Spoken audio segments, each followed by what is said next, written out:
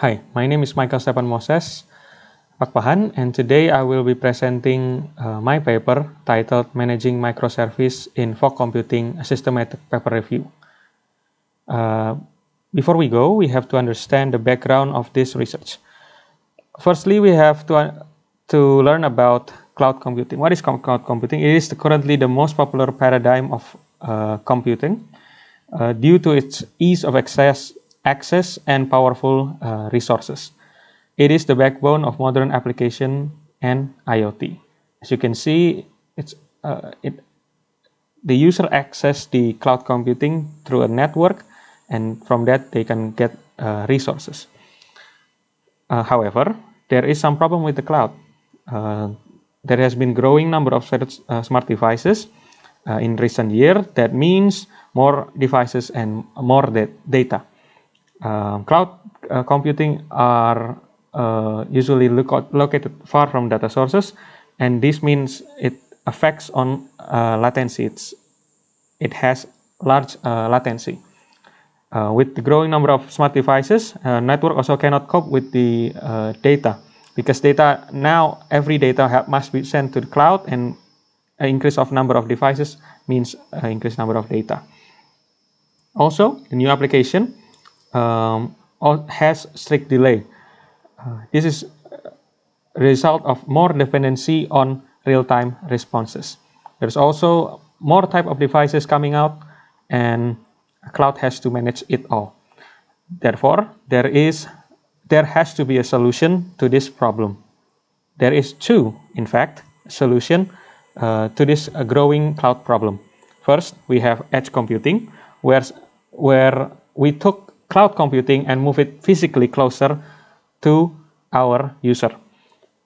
Second, we have fog computing, where we extend our computing capabilities from cloud to our networks, nearer to the user. The main idea is when we compute sum of all our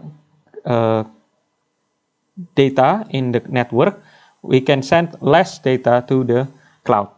This is the main idea of fog computing. However, we will choose to we will limit our study in fog computing. Why we choose fog computing? Because it complements cloud computing, extending the cloud computing capabilities rather than replacing the cloud computing component.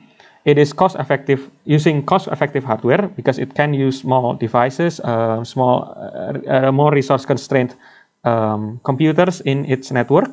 It also can retain the cloud benefits of on-demand cost, accessibility, and powerful resources. However, as we can see, fog has problems. Application needed to be placed. How we can this is a growing problem of how can we place our application in the network. And the usual application of architecture of monolithic cannot offer to be placed dynamically in the network. We also have scalability problem, reliability problem, and robustness. How can we make fog work under interference? Therefore, there has to be an evolution in our application infrastructure. So you can see this picture represents a microservice architecture. It is loosely coupled, meaning that it is not dependent on other microservice to run. It uses a container virtualization that are able to run in a highly constrained fog computing environment, and also it has its own environment with its database and required library. That means it can be dynamically placed. Well, what is the advantages when we go with microservice in the fog computing? Well, we have constant development, meaning that we can interdependently develop our microservice, because it is not dependent on other microservice. It uses lightweight virtualization, lighter than the usual virtual machine. Therefore, both of these interdependent and lighter virtualization can support heterogeneity in both software and hardware, because now applications are encapsulated in its own libraries and its own database, and also it can run in a highly constrained hardware. And this interdependent also prevent it from fault cascading, meaning one service, a microservice fault, it doesn't mean that all the service is halted. This then opens up an opportunity to improve fog computing, to add more new feature to fog computing, and implement fog computing in unique implementation. However, there has been a lack of paper review in this research area. NAHA has reviewed microservice in fog. However, this review is done in 2018 and does not provide a category of research area. Another review by Mahmoud et al. Mentions microservice with fog, however, did not explore further. We have the closest review is by Chel Ho Hong and Blason Varghese, that reviewed resource management strategies that include microservice. However, this publication reviewed papers from 2013-2018. Therefore, there has been a substantial amount of time for us to review other publications that has been done in this topic. Next, our motivation and purpose. Therefore, in this gap, we want to understand how microservice has affected fog computing after a few years after Hong and Varghese done a review on it. How are the existing research on this topic? What are the new area of research, and what are the future research in this topic? Well, we did a paper review using two keywords, fog and microservice, on 3 different databases, IEEE, Scopus, and ScienceDirect.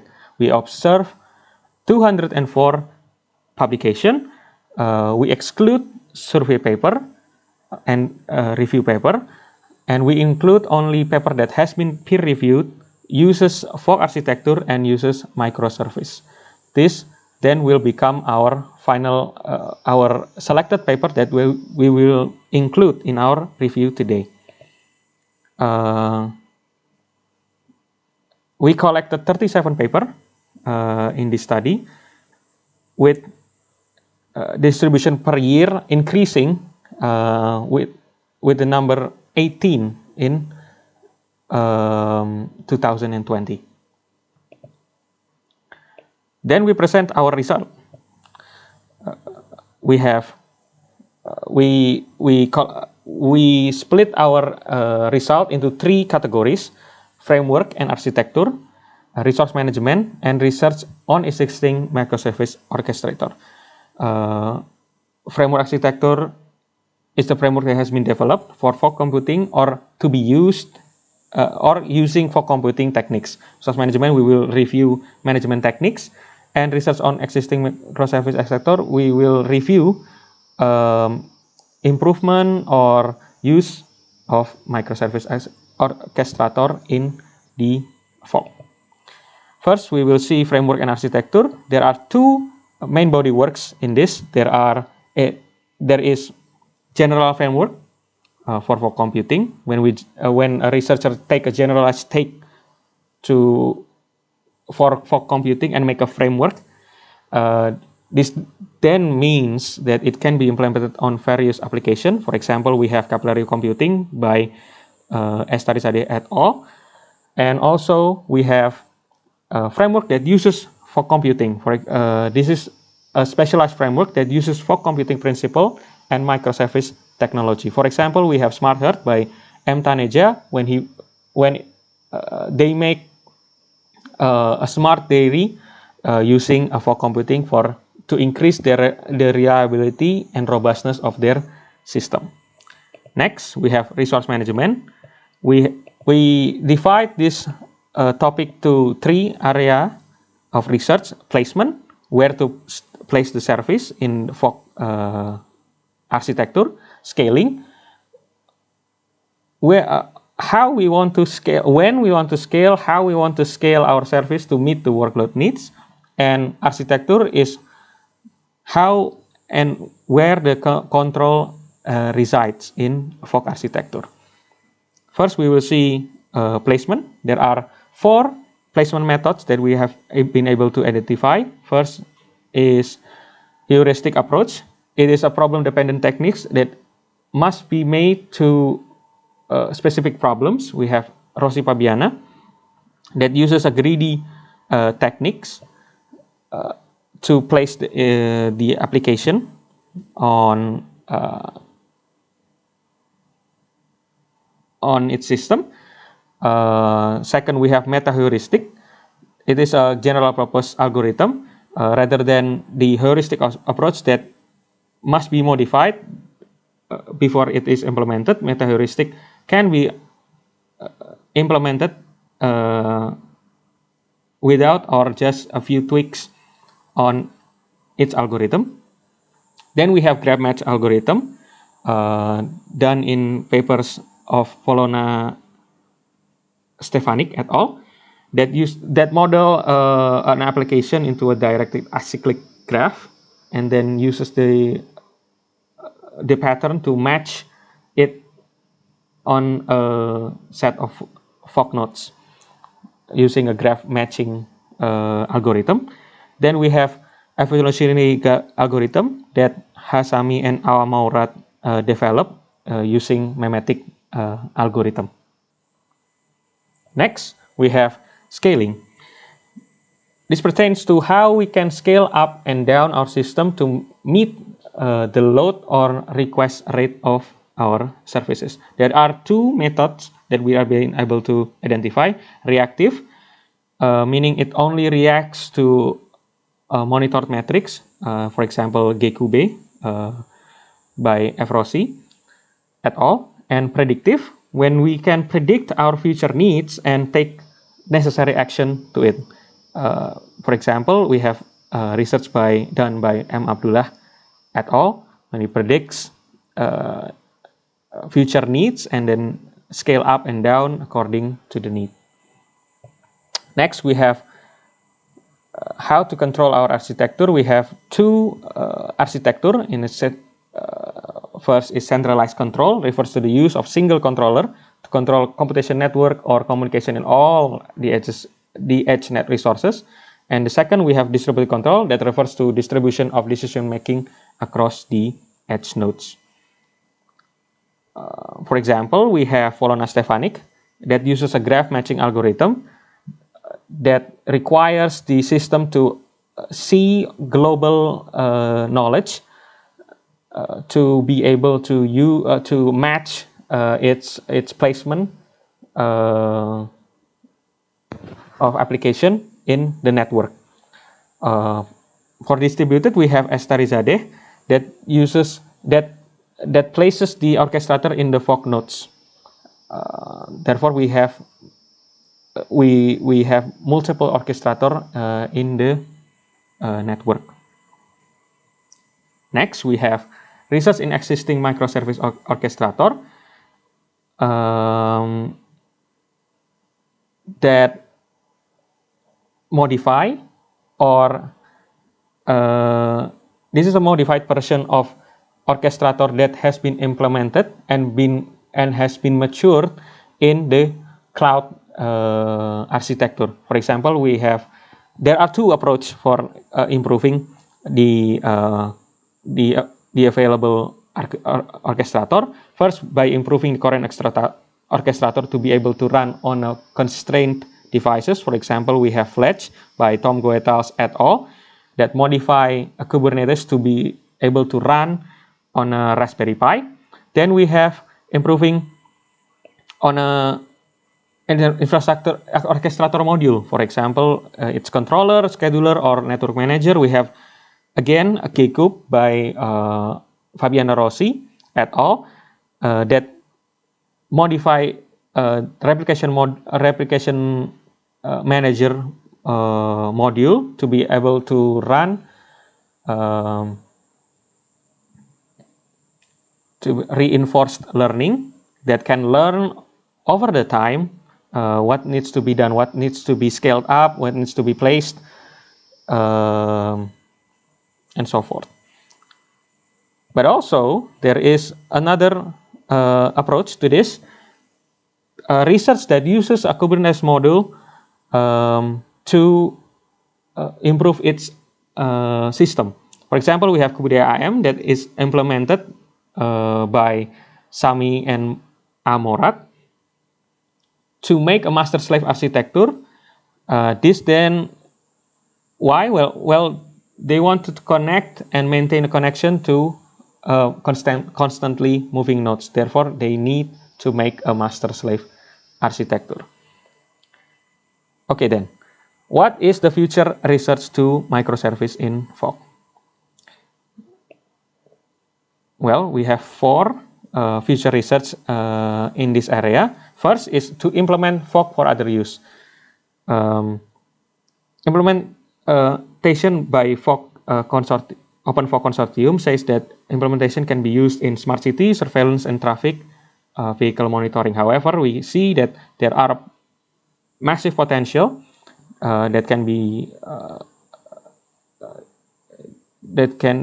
dug up from this architecture. For example, we have like a massive VR in simulation that can use fog computing to map areas and then bring it to a VR area, or we can scale complex application into a huge proportion. Next, we have adaptive prediction improvement techniques.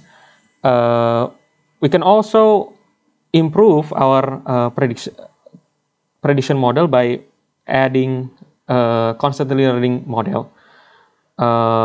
We can also implement deep learning in fog architecture management to improve placement, scaling, and many other aspects of fog management. Second is container repository placement. We can also move container repository closer to user. In traditional way, container is placed on the container repository is placed on the cloud. Therefore, every placement cloud services must be pulled out from the cloud. So, in moving container closer to the user, we can we can improve our time in provisioning. Not only that, but we can also increase our reliability and robustness. Next is we have predictive dynamic placement. The idea is what if the system can predict the next placement ahead of us? For example, it is triggered by mobility or sudden spike of usage. This then we can reduce downtime and improve service quality. However, this is hard to implement because we also put our prediction, our mobility support to our already highly constrained devices. Well, the limitation of the research that this paper are not there are papers that are not collected due to database or different language. To conclude, there are a lot of to be explored fog-based area to be explored in fog-based computing, and there is also a lot of benefit to be found in using fog computing. Thank you for listening. This has been my presentation. Thank you.